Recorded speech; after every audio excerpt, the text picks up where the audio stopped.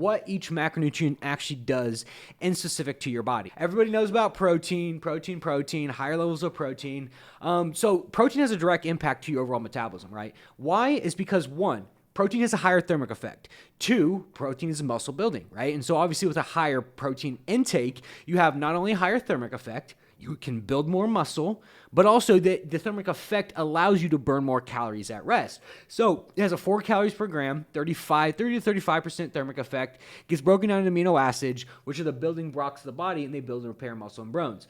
It takes more calories to build and maintain muscle than fat. People with more muscle mass often have faster metabolisms. Carbohydrates are the most misunderstood macromolecule out of the three, right behind fats. Because everyone thinks that carbohydrates are terrible, that carbohydrates are bad, that carbohydrates make you fat.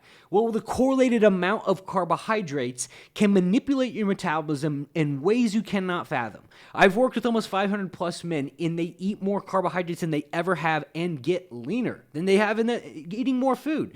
We have over 40 client testimonials on our page. I have videos on videos on videos understanding the actual manipulation of cellular metabolism through correct carbohydrates. But we don't understand what carbohydrates actually do within your body. So carbohydrates have a 4 calories per gram, a 10% thermic effect, which is a little bit lower than protein, yes, but they support your actual bodily functions. They support your BMR, and they support physical activity. Where carbohydrates get their bad rap is one, the overconsumption of carbohydrates. Because yes, extra is stored in the liver, but if you get the correct amount of carbohydrates, you can manipulate the metabolism. So it's important to note that like we use a lower fat diet, higher carbohydrate diet because carbohydrates are more beneficial for metabolic health.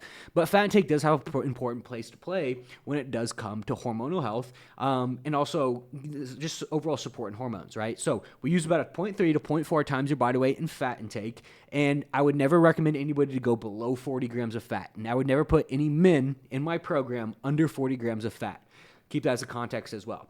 So it also has a 3% thermic effect, okay? So keep in mind, like the thermic effect of food is how many calories it takes your body to burn and digest food. So very low thermic effect compared to the 3, right? Has a 9 calorie per gram. So let's think about this as a logical concept. If your body body fat is the body's way of preserving energy for later times of use, what would it rather prefer storing? A macromolecule that is higher in calories and a lower thermic effect that burns slower, or would it rather store a higher protein, a higher thermic effect like carbohydrates that is ready to use?